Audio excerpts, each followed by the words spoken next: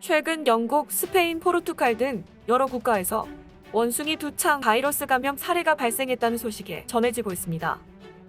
세계보건기구는 영국에서 지난 13일 3건이 발생했고 15일에도 수포성 발진 질환과 함께 4건의 추가 확진 사례가 보고됐다고 18일 밝혔습니다.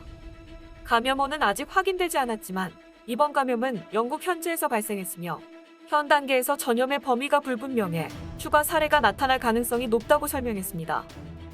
캐나다 몬트리올 보건당국은 18일 최대 13명의 원숭이 두창 감염 사례를 조사하고 있다고 발표했습니다.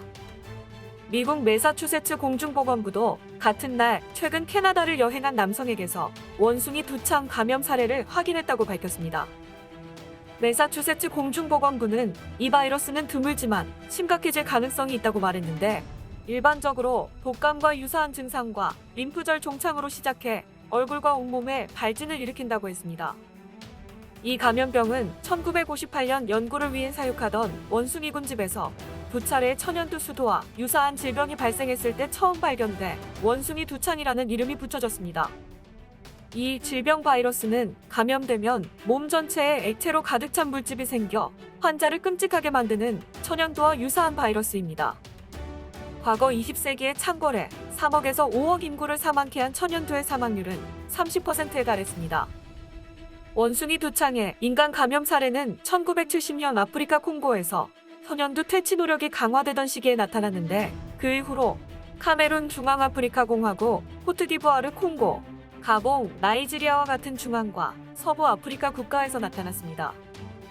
미국 질병통제예방센터에 따르면 이 바이러스는 설치류와 작은 포유동물에게 물린 상처에서 감염되며 현재 잠재적으로 심각한 바이러스 감염 질환으로 분류되고 있습니다. 대부분의 감염은 2에서 4주 동안 지속되는데 바이러스는 사람에서 사람으로 전파될 수 있으며 전염은 체액에 오염된 물체, 호흡기 비말과의 접촉을 통해 발생할 수 있습니다. 또 신체의 한 부분에서 시작해 신체의 다른 부분으로 퍼질 수 있는 초기 독감과 유사한 증상이 있다고 밝히고 있습니다. 서아프리카의 경우 치명률은 약 1%인 것으로 보고됐으며 콩고 국가의 경우 약 10%까지 치명적인 것으로 기록됐는데 임산부의 경우 합병증 또는 태아의 사산을 초래할 수 있다고 합니다. 과거의 경우 천연두 예방접종이 원숭이 두창에 대한 보호 효과가 있었던 것으로 알려졌는데 2019년과 2022년에 각각 1개의 백신과 1개의 치료제가 원숭이 두창에 대한 예방과 치료제로 승인된 바 있습니다. 그러나 이러한 대비책은 널리 이용되지 않고 있으며 현재 전 세계는 천연두를 사실상 종식된 질병으로 파악하고 있기 때문에 원숭이 두창에 대한 백신이나 치료제도 미약한 상황입니다.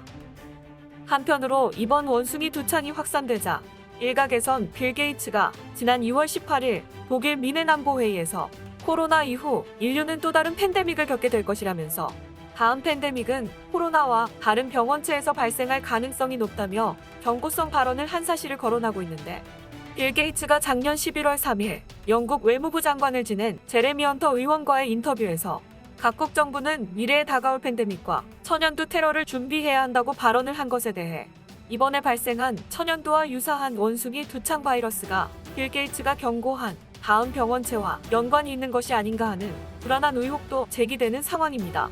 지금까지 미디어파이였습니다.